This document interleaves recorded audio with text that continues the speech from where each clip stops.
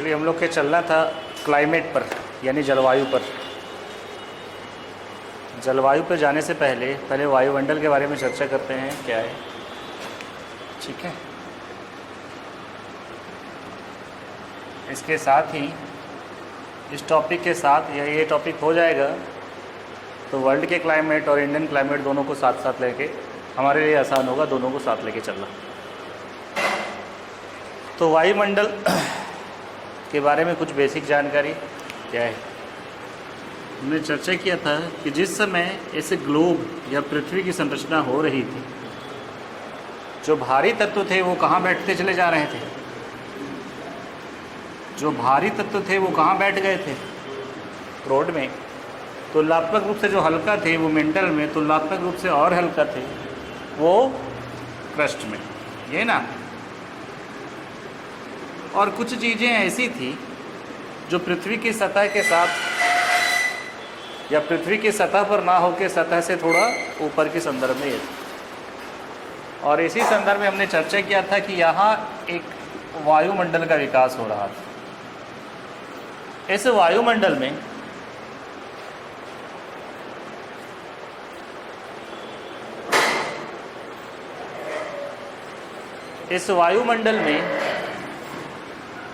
जो गैस भारी होंगी वो बाहरी गैस कहाँ होगा, निचली परत पे, और जो गैस हल्की होंगी वो हल्की गैस ऊपरी वायुमंडल में पाएगी। संदर्भ यही था। इस वायुमंडल के बारे में चर्चा करना है, क्या है, कैसे है, इसी वायुमंडल से संदर्भित चीज़ों के लेके आगे चलना है। और इससे इस टॉपिक को यदि कर लेते हैं तो जलवायु विज्ञान को करना आसान हो जाएगा, या जलवायु विज्ञान में इसी बेसिक चीज़ों को करना होगा, ठीक है।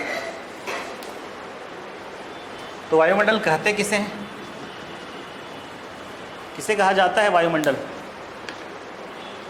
एक एक लाइन लिखते चलो। वायुमंडल डैश लेके नीचे लिखो, पृथ्वी के चारों ओर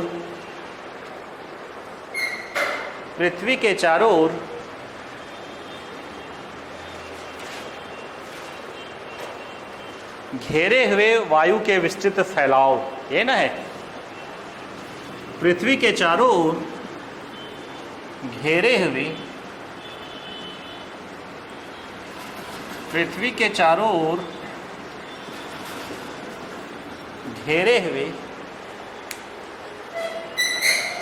वायु के विस्तृत फैलाव, यही कहलाता है वायुमंडल, क्या।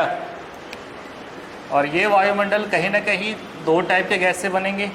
एक भारी, हमने जब चर्चा किया कि इस ग्लोब के निचली परतों पर कुछ वायु होंगी और कुछ वायु ऊपरी परतों पे होंगी, यानी जो भारी गैस होंगी वो नीचे बैठेंगी और जो हल्की गैस होंगे वायुमंडल के ऊपर होंगे, यही ना। तो इसे दो भागों में बांट सकते हैं, भारी गैस और हल्की गैसें। भारी गैसें में एक दो उदाहरण लिख लीजिए, nitrogen, oxygen,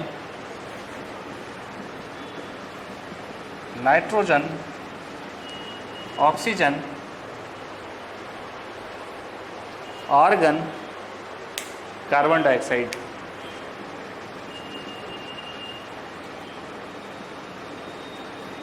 nitrogen, oxygen, carbon dioxide और argon.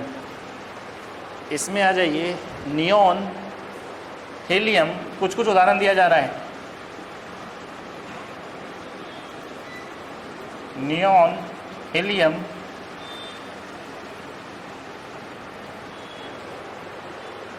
Krypton, xenon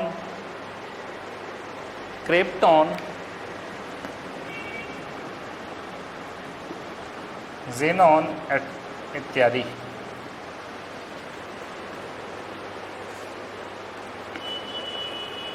krypton, xenon इत्यादि। कुछ कुछ गैस के नेचर के बारे में चर्चा करते हैं, क्या है, एक एक दो दो लाइन में चर्चा करते हुए निकल जाते हैं। उसके बाद जो वायुमंडल में आने वाले हैं वहाँ चर्चा करेंगे कैसे कैसे हमारे क्षोभ मंडल से लेके बहिर्मंडल तक के पांचों में क्या परेशानी या फिर क्या उसकी विशेषताएं हैं, इसके बारे में चर्चा करेंगे।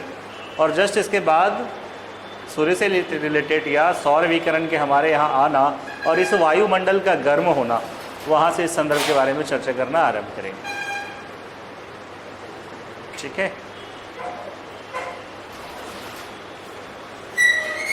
तो एक एक गैस लिखते जाओ, उसकी क्या विशेषताएं हैं वो चर्चा करते हैं। पहले लिखो नाइट्रोजन।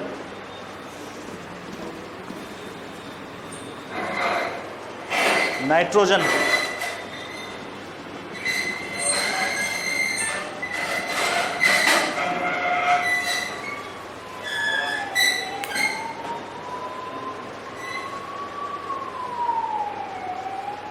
नाइट्रोजन ठीक है। अब ये बताओ, थोड़ी सी समझ ले लो कि मैक्सिमम गैसों में या पूरा का पूरा वायुमंडल में सबसे ज़्यादा गैस या गैस का परसेंटेज किसका है? नाइट्रोजन का। थोड़ा सा समझना, 78.03% के आसपास कौन सा गैस है? अब ये बताओ, वायुमंडल के द्वारा जो दबाव लगाया जाता है, यानी उससे ऊपर जो भार लगाया जाता है, उसे क्या कहते हैं? वायुमंडलीय दाब, एटमॉस्फेरिक प्रेशर। सिंपल सा कॉन्सेप्ट, यहीं से लिंक करते हुए चले जाएंगे। यानी ये वायुमंडल जब दाब लगाती है, प्रेशर डालती, और ये पूरा के पूरे वायुमंडल में किस गैस की अधिकता है? यानी जितना वायुमंडल हो, यदि 100% मान लें, उसमें 78% के आसपास किसका? तो वायुमंडल में वायुमंडलीय दाब का या वायुमंडलीय जो दाब लगता है, उसमें भी यदि प्रमुख गैस के बारे में पूछे किस गैस के कारण अधिक दबाव होगा, तो ऑटोमेटिक क्या आंसर हो जाएगा इसका? क्योंकि उस 100% में 78% क्या है? नाइट्रोजन। लिख लीजिए। अब इसकी उपस्थिति के कारण क्या होगी? एक तो वायुमंडलीय दाब। अब बताओ, हवाएं यदि तेज चल रही है तो उसमें प्रेशर कौन देगा? यानी प्रमुखता ये है, तो लिख लो, इसकी उपस्थिति के कारण वायुमंडल या वायुमंडलीय दाब, पवन, यानी जो हवाएं चलती हैं, पवन, तथा वस्तुओं को तेजी से जलने से बचाती है। ये जलने में सहयोग नहीं देगी, वायुमंडलीय दाब में योगदान देगी, और पवन को तीव्र चलाने में किसका योगदान होगा? ऐसे नाइट्रोजन गैस का। ये ना,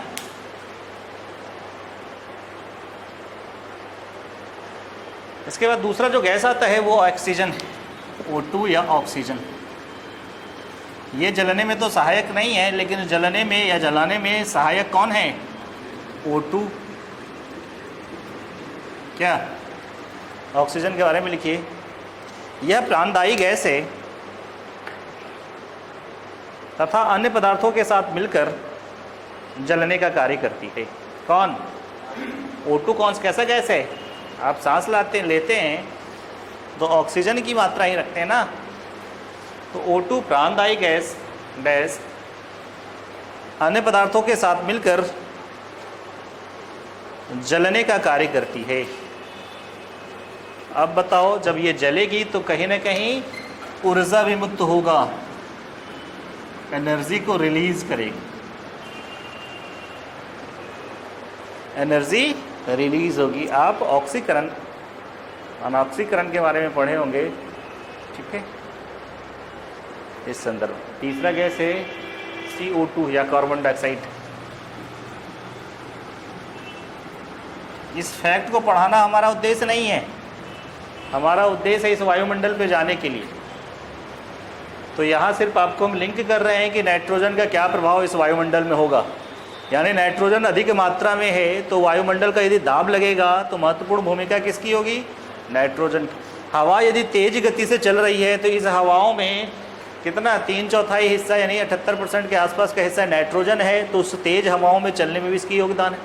इसका नेचर है कि इसकी उपस्थिति में ये जलने नहीं देगा, ये ना है आपके पास। और O2 का नेचर है कि बिना उसकी उपस्थिति में कोई चीज़ों का जलन नहीं होने वाला है, या कुछ किसी चीज़ के, चाहे आप खाना भी जो खाते हैं वो जब अंदर जाएगा उसका भी ऑक्सीकरण अनऑक्सीकरण के द्वारा जब टूटना आरंभ होता है, वहाँ भी आपको क्या चाहिए? O2 चाहिए। जब उस चीज़ को तोड़ेगा तब वहाँ से हमारे पास एनर्जी रिलीज होती है। तो जलने के बाद इसके एनर्जी रिलीज होगा। कार्बन डाइऑक्साइड का क्या काम है? कार्बन डाइऑक्साइड का लिखो, यह भारी गैस है, या भारी गैस होने के कारण पृथ्वी के निचली परत में पाई जाती है। ये सब भारी गैस है, पृथ्वी के निचली परत में पाई जाती है। देखो इसको समझना है। कार्बन डाइऑक्साइड का नेचर क्या है? कार्बन डाइऑक्साइड का नेचर ग्रीन हाउस, कांच घर प्रभाव सुनते हैं, या ग्रीन हाउस इफेक्ट? क्या होता है ग्रीन हाउस या कांच घर प्रभाव क्या होता है? ये बताओ, ग्रीन हाउस का या कांच घर का जरूरत क्यों पड़ता है? कहीं रेडिएशन को रोकने के लिए, ऐसा तो नहीं है। शीशे के घर पार्थिव विकिरण को रोकेंगे, लेकिन सौर विकिरण को तो आने देंगे ना। ये ग्रीन हाउस गैस या कांच घर का कॉन्सेप्ट क्या है कि जब पहाड़ी क्षेत्र में जाते हैं जहाँ टेम्परेचर कम होता है और वहाँ यदि आपको खेती करना होता है तो शीशे के घर में खेती की जाती है। और शीशे का घर का नेचर क्या है? जैसे पूरे का पूरा शीशा लगा हुआ है, शीशे के घर का नेचर क्या है? जो आपके सौर विकिरण यानी सूर्य से आने वाली किरण होगी, जो शॉर्ट वेव में होगी, इसको तो आने देगा, ठीक है, लेकिन उसके बाद पृथ्वी हिट होके जो रेडिएशन को छोड़ेगा, इस रेडिएशन को ये जाने नहीं देगा। यानी शॉर्ट वेव को तो आने देगा, लॉन्ग वेव को ये जाने से क्या करेगा? रोकेगा। और लॉन्ग वेव को जाने से रोकेगा तो वायुमंडल में जितने आप CO2 की मात्रा तुलनात्मक रूप से यदि बढ़ा रहे हैं या बढ़ रही है जिस विधि के भी कारण, तो कहीं ना कहीं ये वायुमंडल धीरे धीरे गर्म होना आरंभ होगा। क्यों? क्योंकि इस वायुमंडल के नेचर के कारण पृथ्वी गर्म होकर जो रेडिएशन छोड़ रही है लॉन्ग वेव, इस लॉन्ग वेव को जाने से रोक रहा है। अब ये बताइए, इधर से तो शॉर्ट वेव और आने ही दे रहे हैं रेगुलर, और इस लॉन्ग वेव को जाने से रोक रहे हैं, तो ये पृथ्वी का टेम्परेचर क्या होगा? बढ़ जाएगा। लिख लीजिए, यह गैस सौर विकिरण यानी सीधा सा कॉन्सेप्ट है, सौर विकिरण यानी सूर्य से आने वाली किरणों के द्वारा जो हीट ट्रांसफर हो रहा है, यह गैस सौर विकिरण या सोलर रेडिएशन के लघु तरंगों को, ये प्रश्न आता है, सौर विकिरण किस तरंग के रूप में आएगा? शॉर्ट वेव के रूप में।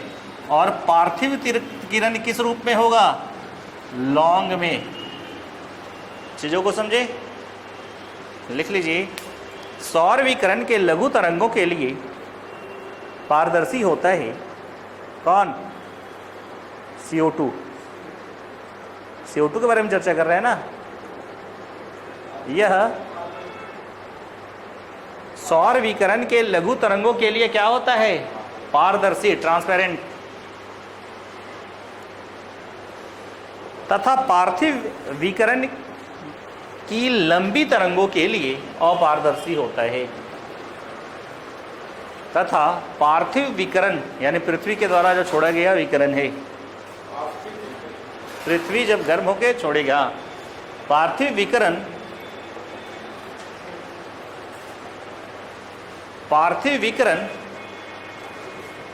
के दीर्घ तरंगों को या लॉन्ग वेव के लिए यह क्या होगा? अपारदर्शी होता है। अब बताओ, इस स्थिति में इस पृथ्वी की स्थिति क्या होगी? हीट क्या होगा? वो टेम्परेचर को बढ़ाएगा। लिख लीजिए, अतः यह ग्रीन हाउस इफेक्ट या ग्रीन हाउस प्रभाव कहलाता है।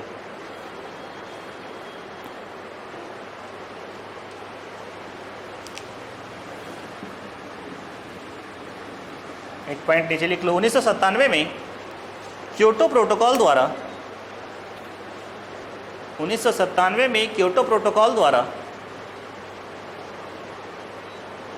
CO2 की मात्रा कमी किए जाने पर वैश्विक सहमति बनी थी।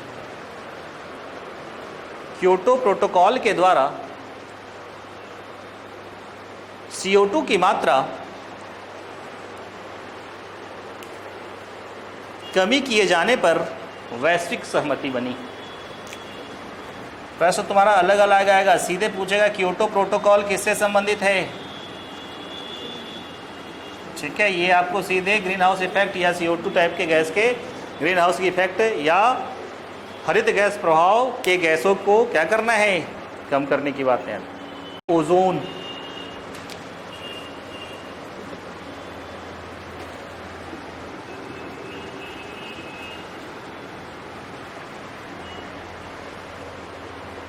अगले गैस के बारे में लिख लीजिए ओजोन। यह ऑक्सीजन का एक विशिष्ट रूप है या विशेष रूप है। यह ऑक्सीजन का एक विशेष रूप है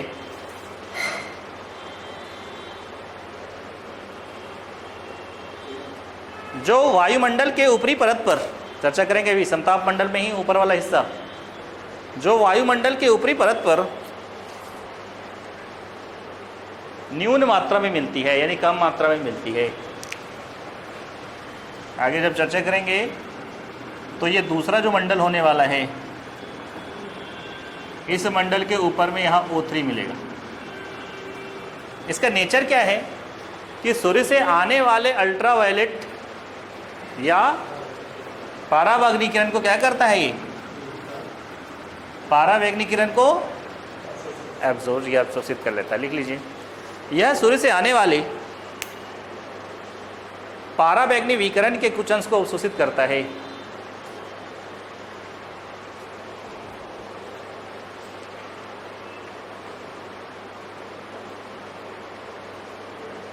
पराबैंगन विकिरण के कुछ अंशों को अवशोषित करता है। ठीक है, अब जब इसकी भी क्षति होने लगी, धीरे धीरे ये परत जब पतला होने लगेगा, तो पतला होने के बाद क्या होगा, वो पराबैंगनी किरण जो ओजोन के पास ही अवशोषित हो जा रहा था, ये छिद्र या ओजोन का परत यदि पतला होगा तो ये पराबैंगनी या अल्ट्रावायलेट किरण कहाँ पहुँचेगी, पृथ्वी के सतह पर, और पृथ्वी पे सतह पे पहुँचेगी तो स्किन डिजीज़ की मात्राएँ बढ़ने लगेगी। तो इसको रोकने के लिए 1987 में मॉन्ट्रियल समझौता हुआ था, या मॉन्ट्रियल प्रोटोकॉल पे समझौता हुआ था। 1987 मॉन्ट्रियल 1987 मॉन्ट्रियल प्रोटोकॉल पर सहमति।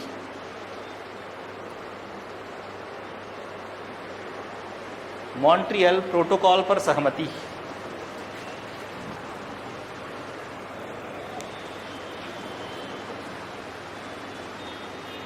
अगला लिखो जलवाष्प।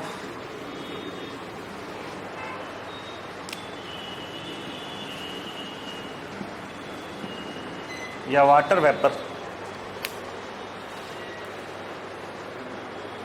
यानी इस वायुमंडल में इसकी भी मात्रा होगी ना। क्या वायुमंडल में केवल गैस होगा, केवल गैस होगा? तो गैस के साथ साथ जलवाष्प की मात्रा, धूलकण की मात्रा, और जलवाष्प की मात्रा वो भी गैसीय रूप है किसका, पानी का। तो पानी का जब गैसीय रूप है, ये माना जाता है तकरीबन 2% के आसपास ये एवरेज इसकी स्थिति है। लिख लीजिए, नीचे लिखिए, वायुमंडल में जलवाष्प की औसत मात्रा डैश 2%। अब कॉन्सेप्ट पे आओ, ये बताओ ऊंचाई के साथ साथ जलवाष्प की मात्रा क्या होगी। ऊंचाई यदि बढ़ाएंगे तो जलवाष्प की मात्रा क्या होगी, घटेगी, कम होते चले जाएगी। जलवाष्प की मात्रा डिपेंड किस पे करेगी, जलवाष्प की मात्रा डिपेंड किस पे करेगी, वायुमंडल पे, टेम्परेचर पे। ज़्यादा गर्मी तो ज़्यादा पानी पियोगे, कम गर्मी तो कम पानी पियोगे। तो इस वायुमंडल में जलवाष्प की मात्रा टेम्परेचर पर जब करेगी तो 0 डिग्री से 90 डिग्री की ओर जब जाएंगे तो जलवाष्प की मात्रा क्या होगी, ये बताओ, घटेगी या बढ़ेगी? वहाँ तो बर्फ जमा हुआ रहता है। अब बताओ,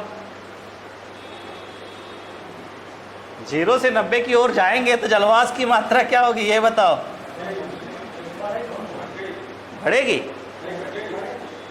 एग्जैक्ट पता है ना, क्वेश्चन पूछ चुका है, बीपीएससी ही पूछा है कि लेह में ज़्यादा जलवाष्प मिलेगा कि राजस्थान में ज़्यादा जलवाष्प, या इस तरह क्षेत्र में ज़्यादा जलवाष्प मिलेगा। तो लेह लद्दाख में देखिए कि बर्फ़ का चादर बिछा हुआ है, हम लोग टिक मार के आ गए। एक ही कॉन्सेप्ट याद रखना, जहाँ टेम्परेचर अधिक होगा वहाँ उस वायुमंडल में जलवाष्प की मात्रा अधिक होगी।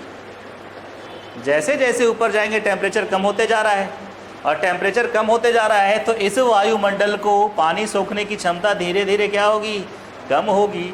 तो 0 से 90 डिग्री पर जाने पर भी जलवाष्प, यानी एक तो हो गया कि धीरे धीरे ऊंचाई पे जा रहे हैं, मैदानी क्षेत्र से यदि ऊंचाई पर जा रहे हैं तो ऊंचाई पर जाने से भी क्या है, टेम्परेचर घट रहा है 165 डिग्री पर, सॉरी 165 पर 165 मीटर पर 1 डिग्री, यानी कहीं ना कहीं ऊंचाई पर जा रहे हैं तो वहाँ भी टेम्परेचर घट रहा है, तो वहाँ भी उस वायुमंडल में भी पानी रखने की क्षमता तुलनात्मक रूप से क्या होगी, कम होगी। और 0 डिग्री में गर्मी अधिक है और यहाँ से 90 डिग्री की ओर जाएंगे, यहाँ भी तुलनात्मक रूप से टेम्परेचर कम हो रहा है, तो जलवाष्प की मात्रा क्या होगी। तो दोनों कंडीशन, एक ऊंचाई और दूसरा निम्न अक्षांश से उच्च अक्षांश, यानी 0 से 90, ये ना, निम्न अक्षांश से उच्च अक्षांश जाने पर जलवाष्प की मात्रा घटती है।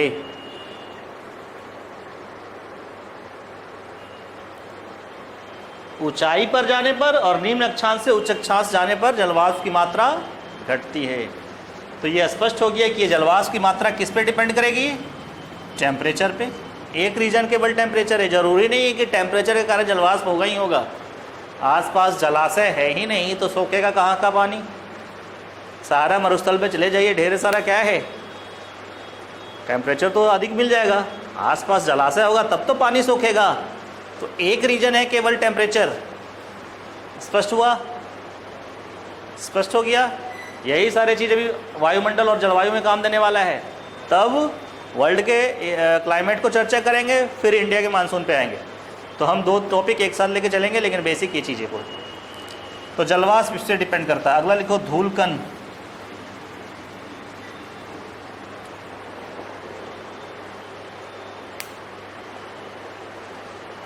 ये भी वायुमंडल के कहाँ, निचली परत में पाई जाती है।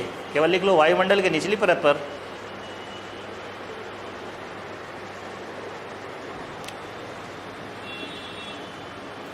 यानी धूल के कण और नमक के कण, ये दोनों कण क्या है, आर्द्रताग्राही। धूल कण ऑब्लिक नमक कण आर्द्रताग्राही होते हैं।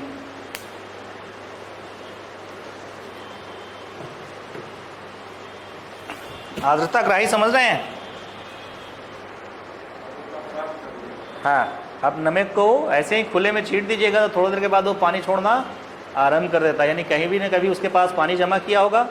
तो ये धूल कण या नमी की मात्रा जब होगी तो कहीं ना कहीं जलवाष्प रखने की क्षमता इसके पास अधिक हो। चीज़ों को समझे। और यही जलवाष्प, यही सारा चीज़ डिपेंड करेगा। जो धूल कण और नमक या आर्द्रताग्राही होती है, यही जलवाष्प कहीं ना कहीं आपके ओस के रूप में, कोहरा के रूप में, धुंध के रूप में, वर्षा के रूप में, ये जितने भी चीज़ें हैं इस रूप में यही जलवाष्प परिवर्तित होकर सामने आती है। ठीक है। अभी सुबह सुबह कभी कभी आपको पार्क में क्या मिल जाएगा, ओस मिल जाएगा, क्योंकि सुबह का टेम्परेचर तुलनात्मक रूप से भी कम हो जा रहा है किसी और कारण। दिन का टेम्परेचर गर्म होता है और दिन का टेम्परेचर जब गर्म होता है तो इसे जलवाष्प रखने या जलवाष्प ज़्यादा ग्रहण कर लेता है। अभी यदि टेम्परेचर अधिक है तो क्या करेगा, ये वायुमंडल ह्यूमिडिटी या जलवाष्प की मात्रा को अधिक ग्रहण कर लेगा। और रात में जैसे ही क्या होगा, वायुमंडल ठंड होने लगेगा तो इस वायुमंडल का या इस वायुमंडल में जलवाष्प रखने की क्षमता कम होने लगेगी और धीरे धीरे ये अपने जलवाष्प को छोड़ना आरंभ करेगा। वही धूप पर आपको सवेरे सवेरे ओस मिलना आरंभ हो जाएगा। ठीक है। तो इस तरह से कुछ चीज़ों के बारे में चर्चा थी। और यही धूलकण है जो सूर्यास्त और सूर्योदय के समय, लिख लीजिए, धूलकण के द्वारा ही सूर्योदय तथा सूर्यास्त के समय, धूलकण के द्वारा ही सूर्योदय तथा सूर्यास्त के समय सूर्य से आने वाली किरणों का या किरणों में परिकर्णन करता है, स्कैटरिंग। सूर्य से आने वाली किरणों में प्रकीर्णन करता है, स्कैटरिंग। ठीक है। इसलिए सूर्योदय और सूर्यास्त के, सूर्योदय से पहले और सूर्यास्त के पश्चात क्या लाल एवं नारंगी बादल या छटाएं दिखाई पड़ती।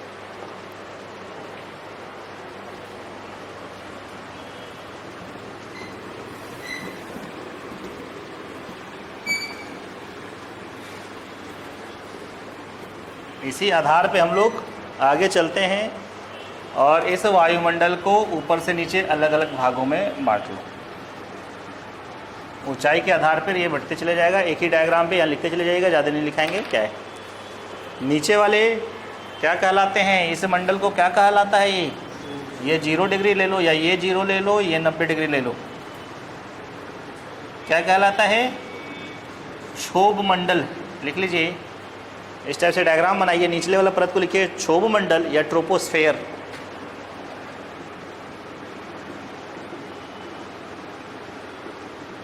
ट्रोपोस्फेयर,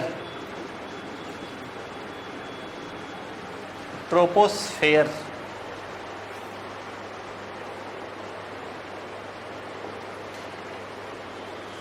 ठीक है, सॉरी उल्टा हो गया। भूमध्य रेखा पर इसकी ऊंचाई कितनी है? 18 किलोमीटर के आसपास, और ध्रुव पर इसकी ऊंचाई 8 किलोमीटर के आसपास। ऐसा क्यों? भूमध्य रेखा पर इसकी ऊंचाई 18 किलोमीटर है और ध्रुव की ओर इसकी ऊंचाई 8 किलोमीटर है। ऐसा क्यों?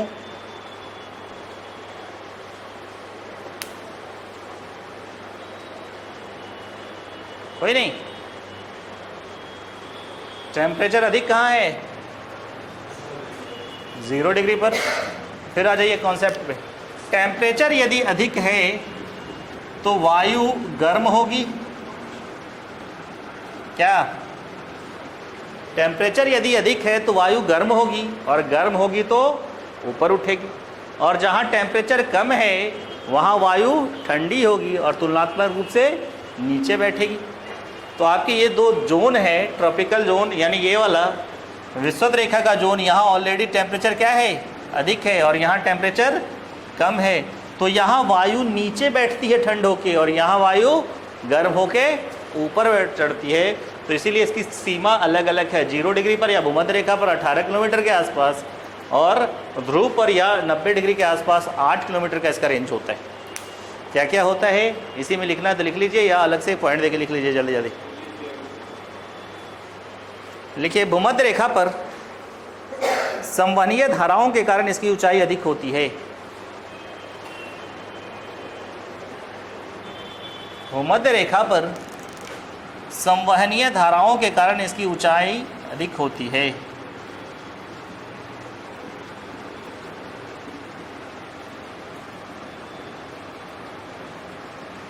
संवहनीय धाराओं के कारण इसकी ऊंचाई अधिक होती है। ठीक है, कन्वेक्शन यानी हवाएं गर्म होकर ऊपर चढ़े। अब यही जो आप लोग रटे हुए हैं, या 165 मीटर की ऊंचाई पर जाएंगे तो कितना डिग्री कम होगा? यदि यहाँ 1 किलोमीटर सीधा ले लें तो कितना डिग्री कम होगा? प्रति 1 किलोमीटर चलेंगे तो 6.5, यहाँ लिख लीजिए इसी में, 1 किलोमीटर की ऊंचाई पर 6.5 डिग्री सेंटीग्रेड क्या होगा? कम हो जाएगा। लिख लीजिए जल्दी जल्दी। प्रति किलोमीटर ऊंचाई पर 6.5 डिग्री तापमान कम होता है, और सारी मौसमी घटनाएं कहाँ होने वाली है? क्षोभ मंडल में या ट्रोपोस्फेयर में। अगला चलते हैं समताप मंडल। ये 50 किलोमीटर के आसपास है। नाम से ही लग रहा है। अच्छा ये बताओ, क्षोभ मंडल में ऊंचाई के साथ क्या होगा? टेम्परेचर घट रहा है या बढ़ रहा है? घट रहा है। स्पष्ट हो गया कि जैसे जैसे ऊंचाई की ओर जाएंगे टेम्परेचर घट रहा है। इसीलिए आप लिखे हैं कि 1 किलोमीटर की ऊंचाई पे जाएंगे तो 6.5 डिग्री सेल्सियस क्या होगा? कम हो जाएगा। ये क्यों हो रहा है?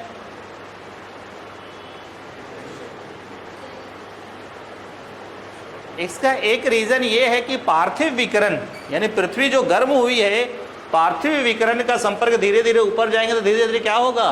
कम होगा। यानी पृथ्वी की सतह पर इसकी गर्माहट के कारण भी क्या है? गर्मी है, और जैसे जैसे इसको छोड़ के ऊपर जाएंगे वैसे वैसे तापमान में कमी आएगी। इसके नाम से ही लग रहा है समताप मंडल में क्या तापमान समान रहेगा, ये ना। देख लीजिए समताप मंडल या स्ट्रेटोस्फेयर,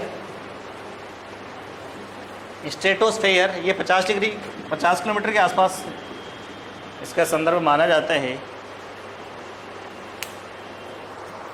अब देखिए निचली सीमा पे तो टेम्परेचर इसका क्या होने वाला है, निचली सीमा पे इसका टेम्परेचर, लेकिन